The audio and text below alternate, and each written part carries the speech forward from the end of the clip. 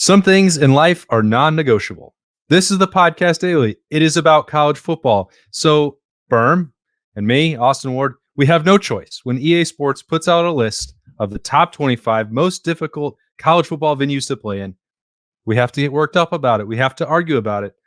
So let's do that. Berm, what do you think, man? Let's just start that I didn't really look at the top 25. You don't? Okay. No. I mean, I looked at the top 10. And the fact that I don't know how you have Texas A&M as the most difficult place to play in the country. I don't remember which G5 team they lost to at home last year, or the year before that, or the previous 10 years before that. But I think a serious component of being ranked as the hardest place to play should be that the opposing team doesn't often win there, right? Like, to me, that seems like the most logical, top of the board criteria. Like, hey, do other teams regularly win in this building? And if the answer is yes, then that place isn't that tough to play. And I'm going to just say Michigan is not in the top 10, for example, but I think it was maybe Steve Lorenz or something from the Michigan Insider and 247 Sports tweet on Wednesday that Michigan has had 10 undefeated seasons at home since the last time Texas A&M had one. Like, that seems like a misappropriation of the order here. Something is wrong. Yeah, I think it's sort of a classic college football conundrum. Because better teams are going to win home games more often than not. And that list could be subject to change every 10 years or so because, I don't know, was it that difficult to go to the Big House in 2012? I don't know. Probably not. 2013, maybe. Rivalry made that game for Ohio State closer than maybe it should have been. But that's the hard part of dealing with these lists. You probably should phrase it more difficult. What's a hostile place to go? Because I feel the same way about Penn State, which came in at number 6 on this list. And I'll go through those rankings fully in a second for those that haven't seen it before we just jumped right into the hot takes on it. But the whiteout is very cool and it is really loud. But Penn State's team itself hasn't been able to defend that in the biggest games against Ohio State and Michigan, with the exception of one loss for the Buckeyes on some fluky special teams plays nearly a decade ago. That makes it hard to figure out what that list is supposed to look like, because if you're just talking about really good teams, that's different than really good venues. Yeah, it was Appalachian State who beat them at Texas A&M. It was 2 years ago, not last year. But did that ever happen in the Big House by chance? It did, but I mean that was 17 years ago at this point. I think while it's a fun thing to recall, I do that was actually the day of my first wedding. So that's even more fun. That was a good way to start the day. The fact is, Penn State, and I had a conversation with some people on Twitter about it who said Penn State should be ahead of Ohio State, for example, on this list, where Ohio Stadium is the 4th ranked stadium on the list and the first non-SEC school on the list. So we've got Texas A&M at number 1, Alabama at number 2, LSU at number 3, Ohio State at number 4, Georgia at number 5, Penn State 6, Camp Randall Stadium in Wisconsin 7, Oklahoma 8, FSU 9, and Ben Hill Griffin Stadium for 4 to 10. You and I have been to 8 of those stadiums, and I've been on the field at Penn State, at Wisconsin, at Oklahoma, at Ohio State. You've been in the press box at the other ones. And Ohio Stadium is a more difficult place to play than Penn State, unless it's a night game and it's a whiteout. Penn State is a really tough spot to play in a whiteout. It is not the same environment there at all for a noon game. And Ohio State's obviously a different environment at night than it is in the daytime as well. But for a big game at Ohio State in the day is just as difficult as a big game at Ohio State at night. So I think that I don't disagree really with Ohio State's placement on the list, because I've been vocal in the past about the fact that I think Ohio Stadium could be louder. But I also am a bit tainted because, as again, bringing in at Michigan, the last 2 times Ohio State's played at Michigan, it was as loud as it's ever been at Penn State. So, I mean, I think that the list, it is changing every single year, but I think that there's just maybe a little bit too much respect given to like Florida still. You know what I mean? Like they haven't won an important game in a decade or longer. Yeah, I mean, I guess you have to take it somewhat at face value. If EA Sports is saying that these are the top 25 most difficult places to play for this particular year, no, I don't think so. Texas A&M is not going to be the most difficult place in the country to play, and I don't think number 2 is deserving of that spot either. My experiences at Alabama were what made it very hard for teams to win there was that they had to go play Nick Saban's teams, and their fan base is incredibly passionate. I certainly don't want them coming for my head, but I think even Alabama fans would have to say like Bryant-Denny Stadium has a very like NFL type vibe to me. I'm sure that they didn't when as a visitor, that's how I felt. Like it wasn't Nick Saban 2 years ago or 3 years ago went on TV and said we need our fans to stay for the whole game and be louder. Like I don't know that that's a place that has earned that either. So that was the frustrating thing for me. Like 1 and 2 did not make any sense, and I don't really understand how they got there with the logic for that. Death Valley at night definitely lived up to its reputation. I think LSU, the strength of the team most years and the passion of that fan base and the way that they prepare, whether that is morning, noon, or night, with their tailgates is, I think, the coolest and best atmosphere that I've been in for college football. I think LSU is number 1.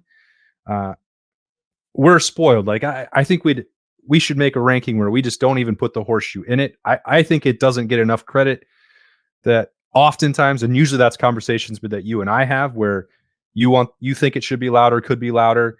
And I say you can't judge it by what it sounds like when they play Akron or MAC teams at noon, which is where I think that the whiteout and Penn State tends to fall short. Like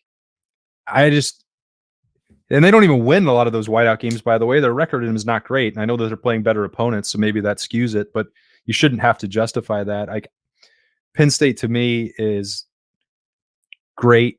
It's cool. Everyone asks if they should experience a whiteout, and I usually say maybe, but probably not unless you like major headaches for travel and everything, two-lane traffic jams getting out of there. But like you also could go and you have a really good chance of winning a whiteout against Penn State. So maybe that is worth the trip for that. Wisconsin, is it intimidating? I don't know. It's just got a nice reputation for jump around. It checked in at number 7. The one that I thought was actually the most underrated on this list, Berm, was Tennessee at number 13, which has like all of the unreasonable expectations and of the most zealous fan bases with 100,000 seats, just like the Horseshoe, plus the tailgating atmosphere around LSU. I remember, I think it was the 2004 Tennessee-Florida game was the loudest environment, and being on the sideline when Tennessee kicked a game-winning field goal to beat Florida. That's the only time in my life that I've ever thought that the expression "I couldn't hear myself think" was true. Now they've had some down years because competitively they've been in a bit of a disaster, had some horrible coaching hires that made it easier to go into Neyland and win. But comparing like that to, I don't know, Alabama, to me was no real comparison. Tennessee was much more hostile and imposing, I think, for visitors than Alabama was. I think, and obviously now we're just going to go off on a little bit of a tangent, but especially in the last few years, the Big Ten is not really doing itself a service by having all of its big games at noon. Where I think about LSU, I think about Tennessee, I think about Alabama. In our lifetime, when they have big games there, it's generally at night. It's at night. It's on primetime TV. Everyone's had all day to get loose. It does change the environment quite a bit. And Ohio Stadium was as loud as it's ever been for the double overtime win against Michigan in 2016, or the fourth quarter against Penn State in 2017, or the block punt against Michigan in 18. Like those are extremely loud, crazy moments. But we don't see a lot of those marquee matchups happening at night, which is when I think a lot of people who aren't actually in the stadium get a chance to feel like, oh, that place sounds loud. That place probably is chaotic. And so I think it is slightly skewed, because if you're just a TV watcher of football and college football, and you're not actually in these buildings and seeing it and hearing it and feeling the crowd like on top of you, like, I don't know that you get a real sense of what makes these places hard to play. Like, what makes Oklahoma and Michigan hard to play, even though Michigan is very large as a stadium.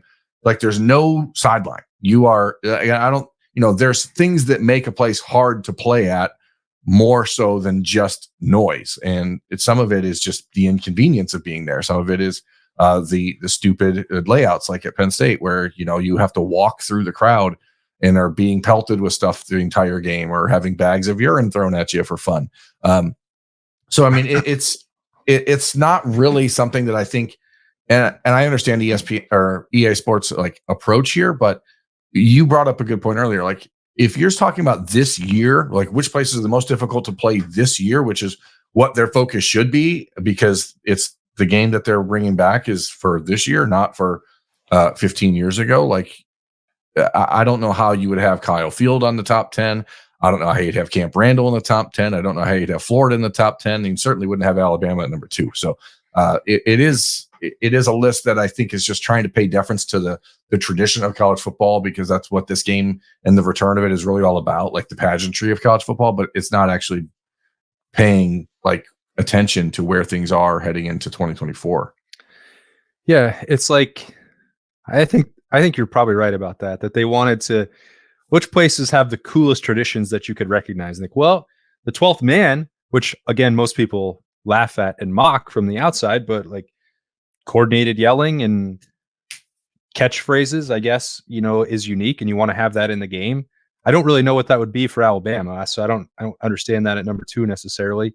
LSU is, I think, the most difficult venue. I've already said that before, but like, then you get to putting a whiteout in the game for Penn State, having the hedges and all of that for Georgia, which, like, my experiences going there, Georgia was not, the stadium itself was not that loud, not that hostile, other than like sorority girls getting down on all fours and barking at me, but that was outside the stadium, not inside it. I've heard worse things than that. I'm not going to lie.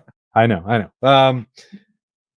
I didn't mind it. I can promise you. Having like, the spear and all that stuff for Florida State, going through this list, like, and the recognizable swamp, and they probably can't. I don't know. Are they going to play Tom Petty? Probably couldn't get the licensing for that for a football game. But like, I don't know. That part should be in the game, but does it make your controller shake? Should it make your controller shake?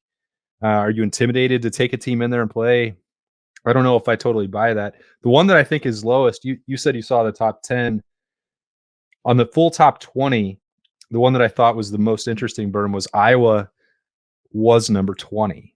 Okay, tell me where Oregon is on this list, because Oregon is number 11. Okay, so as I sit here and look at the top 10, I'm like, well, why is Oregon not here? And even Washington is a great home environment, so I'm not entirely sure. All right, well, here, I'll give them to you. Washington is not in the top 25 at all, which I think that's a good catch on you for an omission that I didn't even really notice. Number 1. I'll go through it. Texas A&M number 1, Alabama number 2, LSU number 3, Ohio State number 4, Georgia number 5, Penn State number 6, Wisconsin number 7, Oklahoma 8, Florida State 9, Florida 10.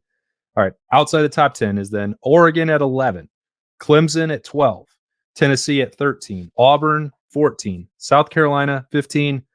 No way should South Carolina be 15. Yeah, Notre Dame isn't on there in the top 15, and South Carolina is?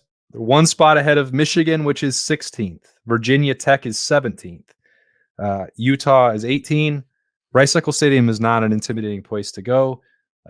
It's a very beautiful stadium, however, great view out of the press box in the mountains. Texas is 19th. Iowa is 20th. I thought that was the worst one maybe of that list. Notre Dame is 21. Michigan State is 22. Arkansas is 23. No chance. Boise State 24. No way. Mississippi State 25. I mean, I've seen high school teams go into East Lansing and beat Michigan State, so I don't know how they're on the list.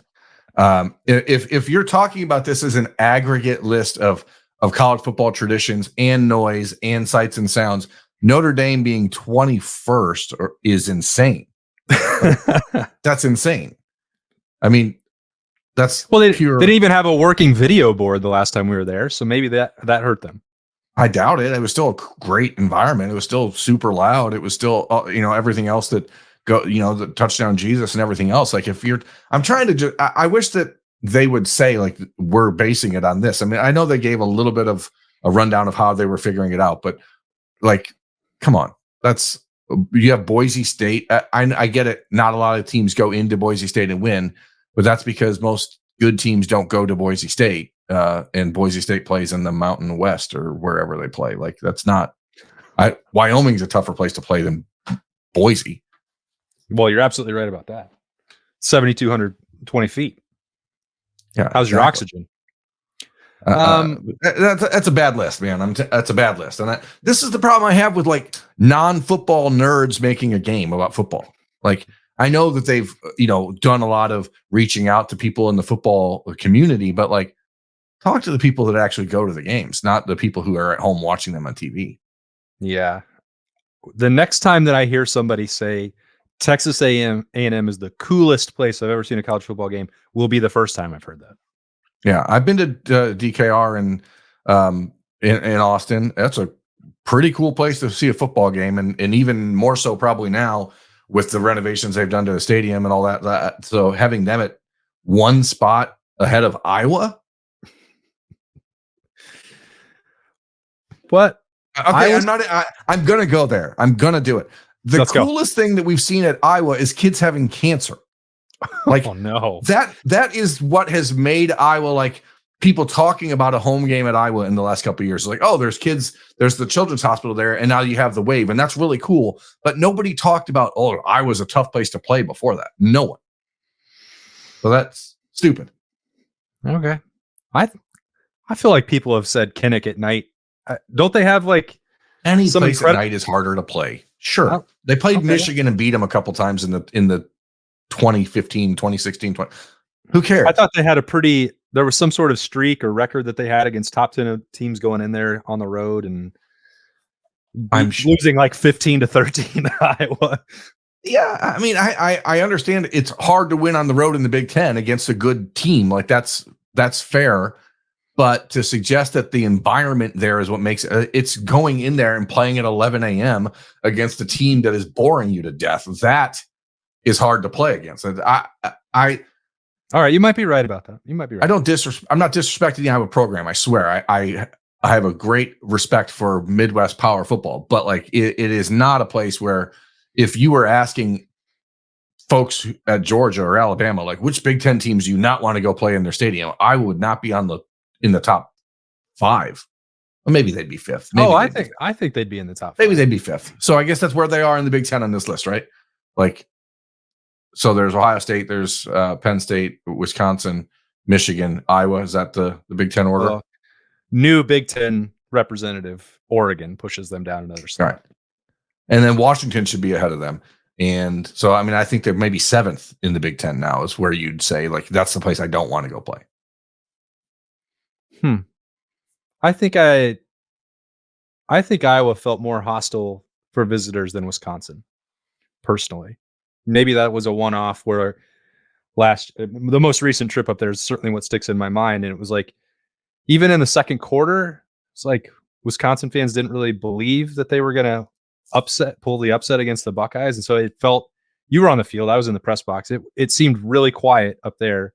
And jump around is definitely one of the cooler traditions, and the press box shaking made me super nervous, but like hostile was not the word that I would describe for that. No, 2016 there was certainly more loud than this past year was, but to what you're saying, like it got loud there in the third and fourth quarter when it all of a sudden was a game. Their fans did not expect them to be in that game, and the respect / adoration / love between Luke Fickell and Ohio State, like I think made it like too chummy of a game, whereas the Iowa thing in 2008 or 2017 was just an abomination. And once that game started with a pick 6 on the first play, like it was a madhouse from that moment forward. Yeah. But I think this list is really looking at just a lot of historical context that I don't think is really relevant for 2024. I mean, Iowa, like teams go in there and have known if they score a touchdown, they're going to win. Like that's not scary. All right. Well, I mean, they're at 20th. It's Texas A&M that's the problem. Texas A&M being at 1 is a absolute farce, but there's a lot of these schools that you're like, yeah, come on, man. Like we're talking about the year 2024 here, not 1998. Well, Michigan State, some of the rationale, Burn, might have just been to get a little more attention on EA Sports college football. July 19th, the game comes out. Looking forward to that. Coming soon to a console near you. And guess what? They're back in the news because they put out a list that seems pretty stupid. That's July 19th. That's the week of Big Ten Media Days, right? Right beforehand. Fantastic. While you guys are there, I'm going to be at home. I bet they're going to have it. What? No, you have to come. Who's going to take pictures and be on the podcast daily? I don't know. Well, the good news. Yourself. The good news for us. I'm sick that week. We only have to stay for one day, Berm. We cover Ohio State. We don't have to stay for the duration. Yeah, I'm sick that week. Oh, okay. Well, I hope you feel better. I got the college football flu. He's got that sickness, and he caught it from this great list, which is don't let it infect your brain. Please just, I'm sorry we subjected you to 22 minutes of talk about it. We're going to get past that. And we're going to give us your thoughts, America. Like, I want to be clear. I read the comments, guys. Like, I know you're wondering, like, what is going on this offseason? We cover a program that is, and knock on wood, like devoid of problems at the moment. So like, there's not a whole lot to talk about. We're not covering baseball. We're not covering Texas stealing Texas A&M's baseball coach. Like we're not, we don't cover Ohio State's other sports. I'm sure we could talk about things around the rest of the university. Gene Smith's retirement's coming up. Maybe we'll try to get him on for a final goodbye episode. Who knows? But like, what do you want us to talk about really? You know what I mean? You sure about that? That's what I'm wondering. Like, do you want us to really deep dive? We could talk about Ohio State's draft class again next April if you want. Like, I don't know what else we're doing the best we can. And I think it's important to understand that the offseason is dark and full of terrors. Well, the good news is there are some questions about the Ohio State football team that came from our loyal viewers and listeners on subtext. And we're going to answer those questions on a Freaky Friday edition of the Mailbag. That's tomorrow. This was Thursday. It was the podcast daily. It wasn't really about Ohio State. And we're sorry, or you're welcome. Whatever. There will be other Ohio State stuff happening on Thursday, folks. So just be patient. Okay. Breathe. Little teaser coming from Berm. That sounds like Commit Watch is in full force. So stay tuned for that and everything else on the podcast channel, wherever you get us, YouTube, audio. We thank you for listening. For Berm, I'm Austin. We'll talk to you later.